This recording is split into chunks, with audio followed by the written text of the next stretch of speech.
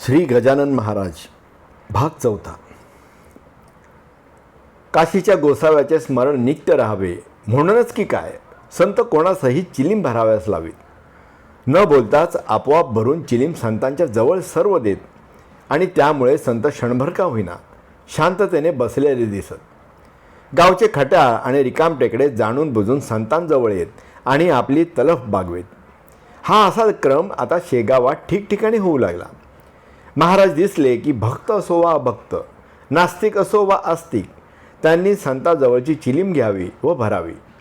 संतांनी कधीच कोणाला नाही म्हणू नये. 80 वर्षापूर्वीची काशीकडील ती चिलीम दिवसातून 4 वेळ ओढली की तोंड भाजलेच म्हणून समजा. पण संताने मात्र कधीच कंटाळा केला नाही. मोठ्याने तर भरून द्यावीच, पण लहान मुलांनाही संताने प्रेमाने जवळ बोलवावे. त्यांचा घोळका पाहून संताला मोठा आनंद वाटे आणि तासनी तास संत लहान मुलांप्रमाणे आनंदात गिणी गिणी गिणात बोले ह्या मंत्राचे उच्चार करीत व मुलेही त्याचप्रमाणे म्हणत. सर्वांनाच आनंद वाटे. संत काय आहे हे मात्र कोणाच्याही लक्षात येईना. जसे ते सर्वांशी प्रेमळपणे वागत तसेच ते रागावले तर मात्र सर्वांना जवळून हाकलून देत. मोठा आला गण्याला त्रासवायला आणि त्या रागाचे रूपांतर वरील शब्दात होई. कोणी घरातून काही आणावे आणि संताला खायला द्यावे. संताने त्या व्यक्तीकडे पाहावे आणि म्हणावे, गण्या घे खा, पचवना लेका आणि ताबडतोब साफ करून टाक. एके दिवसाची गोष्ट. एका आईने काही खातो व पचवतो ह्याची परीक्षा घ्यायची ठरवले. अरे म्या असे 56 भोंदू जादूगर पाहिले. थांब असे म्हणत तिने 1 पाव मिरचीचा गोळा करून संतापुढे ठेवला. त्यांनी गोळा हाती घेतला व भराभर खाल्ला. इतर पाहणारे हळहळले, पण कोणी समोर आले नाही. संपल्यावर लोटावर पाणी प्याले आणि हात जोडून निघून गेले. संत जाताच सर्व मुले आणि माणसे घरोघर गेली. बंकटाला समाचार कळताच वाईट वाटले, पण संताने त्याला शांत राहायला सांगितले. जणू काय या परीक्षेत मी पासच झालो ह्या आनंदात ती माळीण गुंग होती. ती म्हणाली, तो गोळा खाल्ला ठीक आहे, पण पचेल तेव्हा पाहू. आणि पुढच्या क्रियेची वाट पाहत ती बसली. चमत्कार काय, महाराजाला काहीही झाले नाही. पण ती बाई लोटा ठेवला की उचलला अशा परिस्थिती क्षीण झाली. आता ती मरणार असे सर्वांना वाटलं आणि ही हकीकत संताला कळली. ते उठले, तडक तिथे आले. माय काय झालं, दे ना मला खायला. आणि पाटावर नजर टाकली तो जणू काय काहीच झालं नाही. उठताच तिने लोणकडे तुपाचा शिरा व साईचे दही संताला दिले आणि ती संतांच्या सेवेत लीन झाली. मुले तर नवलच करू लागली. उन्हाळ्याचे दिवस. सर्वजण रात्रभर महाराजांच्या भोवती अंगणात झोपत. महाराजांची चाहूल लागताच कुणीतरी उठेच आणि महाराज ते पाहून पुन्हा झोपल्याचे सोंग करीत. सकाळी कधी उठून महाराज जात ह्याचा मात्र कोणाच ते पत्ता लागू देत नसत. पाहिजे तेथे जाऊन ते बरोबर हजर होत असत. आज अमावास्येचा दिवस होता. सकाळी न कळत उठले आणि एका गल्लीत झाडाखाली बसले. हातात रिकामी चिलीम होतीच. महाराज बसलेले दिसताच भराभर मुले जमा झाली. एका लहान मुलाने आपल्या आजोबांचा बटवा आणला आणि संतांच्या चिलमेत भरगच्च तंबाखू भरला आणि चिलीम दिली. पण आता पेटवायची कशी? डबी कोणाजवळच नव्हती. समोरच जानकीराम सोनाराचे घर होते. तो दररोज नियमाने सूर्याला नमस्कार करून आपली बागेसरी पेटवीत असे हे संतांच्या लक्षात आले. संत सारखे त्या घराकडे पाहत म्हटले आणि बसले. महाराज विस्तव नाही, एक मुलगा म्हणाला. महाराज हसले. त्यांनी बागेसरी पेटवीत असलेल्या सोनाराकडे मुलाचे लक्ष वेधवले. ताबडतोब मुले धावली आणि मोठ्या आपुलकीने ते त्याला आग देण्याची विनंती करू लागली. सोनार भाऊ खवळला. सकाळची वेळ, दिवस अमावास्येचा आणि ही टवाळ पोरं विस्तव मागतात.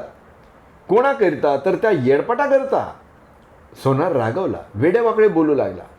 असेल साधू तर पेटाव आपोआप. जा पळा, आज मी विस्तव नाही देणार. ढोंग्या करता, चला चालते वा. आणि हतबल निराश झालेली मुले परत आली. महाराज इतके जोरात हसत होते की सर्वांनाच आश्चर्य वाटले. एका लहान मुलाला रस्त्यावरची काडी चिलमेवर धरावयास सांगितली. गंमत ही की खरोखर चिलीम पेटली आणि हे नवल घडताच सारा गाव गोळा झाला, जो तो त्यांच्या पाया पडू लागला. सोनार मात्र जादू समजून त्यांची निंदा करू लागला. चमत्काराचे जो तो गुण गात घरी गेले. ह्या गोष्टीला आज 3 दिवस झाले. आज होती अक्षय तृतीया. वऱ्हाडात हा सण मोठ्या प्रेमाने पाळून आपल्या पितरांना पाणी देण्याचा एक दिवस मानतात. ह्या सामुदायिक सणाचे कौतुक सर्वच करतात. शुभ प्रभात उजाडली. सण साजरा करून आपले पितर जेवून खुश करावे ह्याकडे सर्वांचे लक्ष. बंकटाकडे कानोले, चिंचोणी, मांडे सर्वच उत्तम पदार्थ करणे चालू होते. ह्याच वेळी सोनाराकडेही उत्तम प्रकारचे गूळ, चारोळी, वाळा, चिंच, कैरी व कान्होले, वडे, सांडई, कुरवड्या उत्साहाने करणे चालू होते. करता करता 12-1 वाजले. जेवावयास पितरांच्या नावाने ज्यांना सांगितले होते ते आले. खमंग पदार्थांच्या वासाने सर्व तृप्त झाल्यासारखे दिसत होते. पाने मांडली व सर्व पानावर बसले. द्रोणामध्ये आंब्याचे पन्हे व चिंचेचे स्वादिष्ट पन्हे वाढले. जेवावयास बसणार तो काय? चिंचेतील पन्हे हालताना द्रोणात दिसले. बारकाईने सर्व पाहू लागले. तो काय? त्यात किडे बुजबुजताना दिसत होते. सर्वत्र एकच कल्लोळ झाला. पितर पानावरून उठले. जो तो त्या जानकीरामाला बोलू लागले. त्याची मती गुंग झाली. बिचाऱ्याने अंती हा प्रकार दुसरा तिसरा काही नसून मी जो संतांचा अपमान परवा केला त्याची ही शिक्षा तर नसेल ना. एरवी मी सर्व वस्तू उत्तम आणि किमतीने उच्च भावात खरेदी केल्या. छे, दुसरे तिसरे काही नाही. आता संताला शरण जाऊन त्याचे पाय धरले तरच तरुणोपाय आहे, असे म्हणून त्याने सर्वांची क्षमा मागितली व धावतच बंकटाकडे आला. महाराज झोपले होते. तो आलेला संताने पाहिले व ताबडतोब उठले. कशाला आला? आम्ही वेडपट मूर्ख जादूटोणेवाले. अरे आता कशाला आला येथे? तू तर आमची परीक्षा घेतो ना. तुझ्या करणीचे फळ पाहिले ना. कशाला आला आम्हाला त्रास व्हायला? जानकीराम काही न बोलता ते चिंचोणे समोर ठेवून पाया पडला. डोळ्यातील अश्रूंनी महाराजांच्या पायाला जणू काय अभिषेक करून त्याने आपले मन शुद्ध केले. महाराजांनी त्याला उठवले आणि चिंचोणे हाती दिले. तो काय उत्तम सुवासिक व शुद्ध निर्भेळ चिंचोणे त्याला दिसले. घरच्या पितरांना जो भास झाला होता तो आपोआप नाहीसा झाला. प्रत्येकाने मन संतुष्ट होईपर्यंत जेवण केले. इकडे जानकीराम घरात आला. सर्व लोक जेवताना पाहून त्याला आनंद वाटला. संतांची त्याला आता ओळख पटली. त्यावेळेपासून तो संतांचे गुणगान करू लागला आणि नियमितपणे सेवा करीत असे. तात्पर्य काय? कोणत्याही प्रकारे सेवेची संधी आली तर प्रत्येकाने त्या व्यक्तीची सेवा करावी. परमेश्वर कोणत्या रूपाने येऊन तुमचे तुम्हाला दान करील व तुमचे तुम्हाला बरे वाईट सुनवील ह्याचा नेम नाही. नेहमी दुपारी महाराज उठत आणि भक्तांसमोर येत. आपापल्या परी त्यांनी महाराजांकरता आवडीचे पदार्थ आणावे.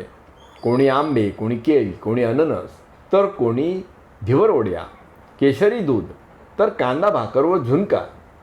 एके दिवशी सर्वांकडे महाराजांनी निरखून पाहिले. एक भक्त नुसताच उभा होता. त्याच्या जवळ जाऊन म्हणाले, का रे चंदू, कान्होले कशा करता लपवून ठेवले?